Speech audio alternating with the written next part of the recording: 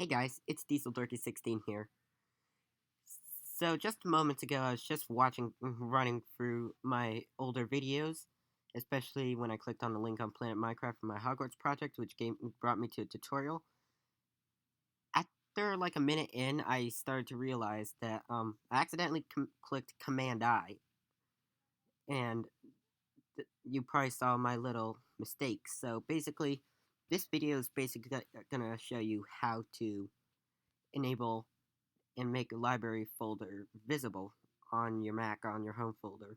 So basically, if you're under a standard account or something like that, I don't know, but basically, if you're under an account like you have your school laptop, especially for like Gorm users and also Mac users, sometimes the library folder's not there, like you can't find it. In OS X Snow Leopard, it's enabled by default and you can see it, but in like OS X Lion, it just disappears and you can't find it.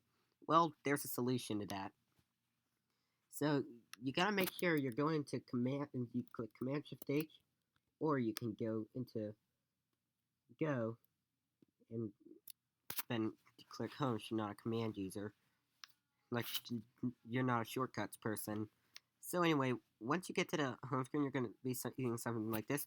But these two folders are actually not enabled by default. I just added them for entertainment purposes. So anyways, you'll get something like this. You'll have like desktop documents, downloads, movies, music, pictures, and public. So anyway, what you want to do is you gotta do Command J, and it'll take you this, and it's known as show view options.